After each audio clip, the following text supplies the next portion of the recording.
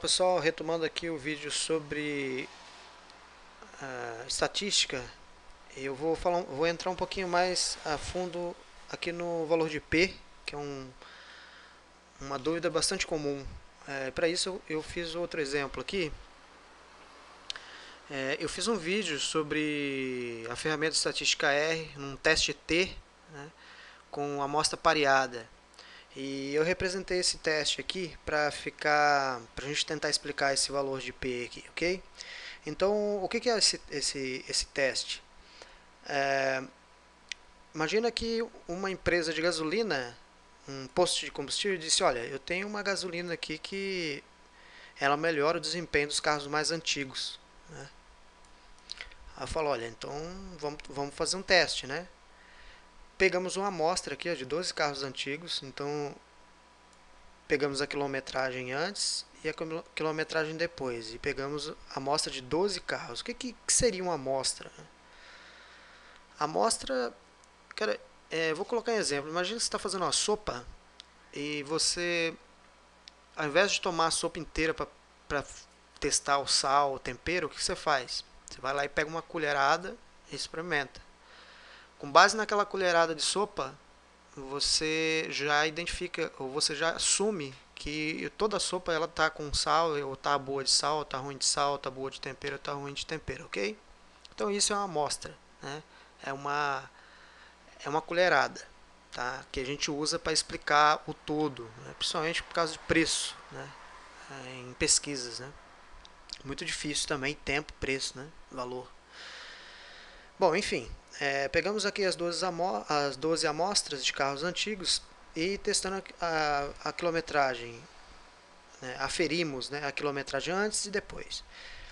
No final aqui a gente tem médias, ó, a média de 7,7 km por litro e aqui 10,7 km por litro. Quando a gente fala, vamos fazer um teste T ou algum outro teste com duas médias, então é isso aqui. A gente vai ter as amostras, dessas amostras, para colocar todas, a gente vai lá e faz um teste de média. Então fizemos um teste T com amostra pareada. Né? Por que pareada? Imagina o seguinte, ó, eu peguei a sopa, vou voltar lá no caso da sopa, eu peguei a sopa, experimentei a sopa, estava sem sal. Beleza, eu vi que estava sem sal, eu vou lá e coloco sal, coloco tempero na sopa. Mexo, experimento de novo. Eu experimentei uma, experimentei duas vezes, então por isso que é pareada. Eu fiz uma vez e testei novamente para saber se estava com sal, ok? Então vamos lá. Fizemos aqui as médias e já vimos aqui, ó, visualmente as médias estão bem melhores aqui para o segundo caso, certo? Só que eu preciso identificar se realmente isso tem valor estatístico, né? É exatamente isso que eu fiz lá no vídeo sobre o teste T com amostra pareada, mas aqui eu vou explicar os resultados apenas. Então a gente tem a média, né, que é a medida de tendência central, né, que ela vai estar aqui.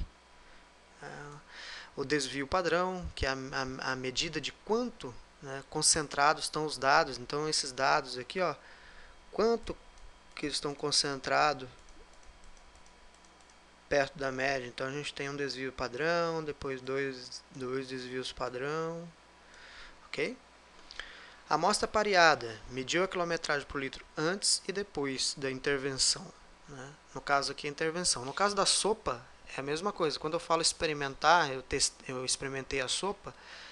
Se eu fosse colocar isso do ponto de vista teórico, né, submeter aquele alimento, né, a, um, a uma adicionando elementos químicos, no caso o sal, né, e fizemos o teste novamente. Então, do ponto de vista prático, fomos lá e experimentamos a sopa, ok? Então tá, a amostra pareada mediu quilômetros por litro antes e depois da intervenção, né, que é o uso da gasolina diferente. Valor de P. Você notou visualmente que as duas médias são diferentes, isso a gente já fez, mas precisa de um teste estatístico para comprovar cientificamente e fez um teste T de amostra pareada. Ok. O resultado do teste T foi P igual a 0,004. E agora? Isso é menor que 5%, né? Que é o resultado que vai dar lá no vídeo que vocês podem ver. Bom, P é menor do que 5%. E o que significa? Significa que a probabilidade, né, dessas diferenças, dessas médias aqui, ó, de 10,7 para 7,7, ser devido ao acaso, é mínima. É menor do que 5%. Acaso que seria? O acaso imagina, pega uma moeda, vamos colocar um exemplo. Pega uma moeda e joga ela para cima. Ela vai dar cara ou vai dar coroa? Joga de novo, ela vai dar cara ou vai dar coroa? Isso é o acaso. O acaso é se ela der cara, se ela der coroa. Se ela der cara, aí ela está enviesada, né? Mas caso ela alterne, né? Uma hora da coroa, outra hora da cara, outra hora da coroa. Isso é um movimento aleatório que a gente chama, né? Então, isso é o acaso, ok? Então vamos lá. P menor que 5%.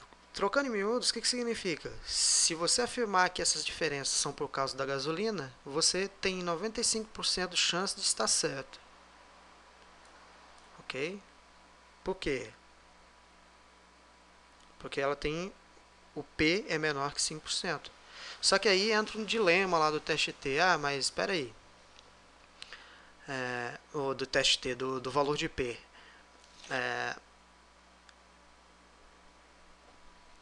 Essa diferença ela pode ser, nesse caso aqui é bastante simples, é por causa da gasolina, mas em algumas situações, por exemplo, vamos colocar um exemplo, uma venda de cerveja artesanal. Aí eu faço um teste para saber se ela tem uma correlação com uma temperatura, né? Ela tem correlação com a temperatura, mas ela não tem talvez não tenha casualidade. Não é porque a temperatura aumentou que eu vendo mais cerveja artesanal. Talvez tenha uma outra variável ali fora, como a renda, por exemplo, que influencia na venda ou não da cerveja artesanal. Então, mesmo que o P diga, olha, essa diferença, né, essa correlação é importante, ela é relevante, é significativamente aceitável estatisticamente, ok, mas ela não explica a casualidade. Então, o valor de P menor que 5%, ele mostra que há diferença, né? Que essa diferença é significativa do ponto de vista estatístico, mas ele não mostra a causa, não diz que é por causa da gasolina, né? Pode ter outros fatores que precisam ser analisados. No caso aqui, o próprio agente, né, o próprio cientista aqui, ou a pessoa que está fazendo os testes, vai analisar. P menor que 5%. O valor de P não fala quanto uma variável influencia a outra, né? Ela não mostra quanto que uma influencia na variação da outra, mas apenas se essa influência pode ser atribuída ou não ao acaso. No caso aqui, a gente já identificou que ela não é atribuída ao acaso. Ok? Então são essas as questões relacionadas ao valor de P. Se tiver alguma outra dúvida, vai falando aí. Espero ter ajudado. Um grande abraço e até o próximo vídeo.